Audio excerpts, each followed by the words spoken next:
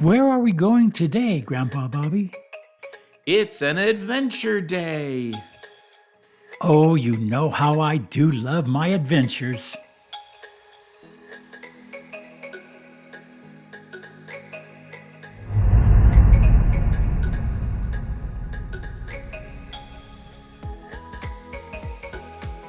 Our adventure started out with a 45-minute ferry ride from our dock on Cozumel to beautiful Playa del Carmen, located on the Mexican coast.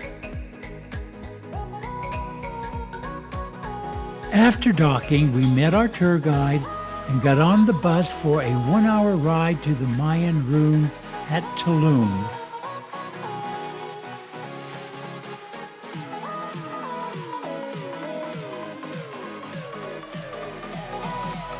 This amazing complex was inhabited as early as the 6th century. It is one of the few walled cities that the Mayans built and is one of the most visited sites in all of Mexico. Tulum is the Mayan word for fence. It's also known as the city of iguanas. They are everywhere. The city flourished between the 13th and 15th centuries, and estimates put the population at between 1,000 and 1,600. We're fascinated by the history and the culture of Mesoamericans, and so it was a real thrill to walk in their footsteps here at Tulum.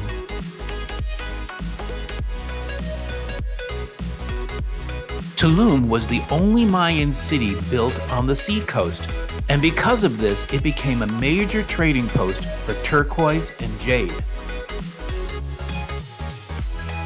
Archaeologists believe that most of this complex and its buildings were dedicated to the Mayan descending gods.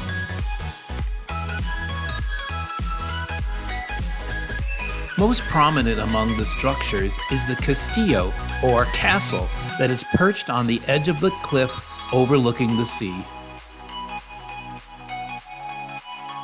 We were in awe of the people and culture that built such a beautiful complex. It's hard to believe that these towering structures of limestone were all built by hand without any modern tools.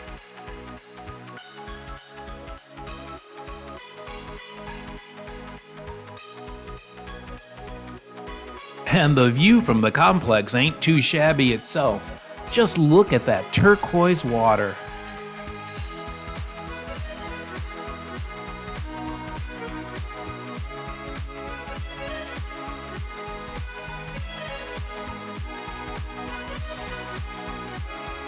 The adventure continued.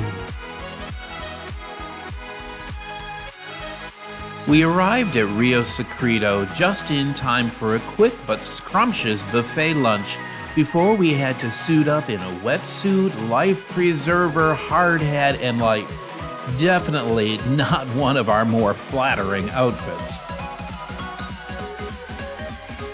And then we went for a rather long hike through the jungle wearing something like ballet slippers. Rio Secreto is an amazing series of underground caverns, and there's a river in it that stretches 27 miles underground.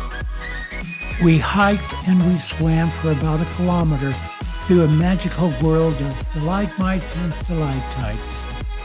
It was an exhilarating but challenging hike for us.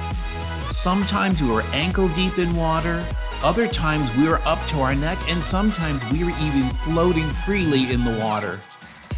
One of the things we will always remember is when we were floating in what they call the Room of Peace, and they had us turn out all our lights, and there we were floating in the darkness, and it was like floating in space.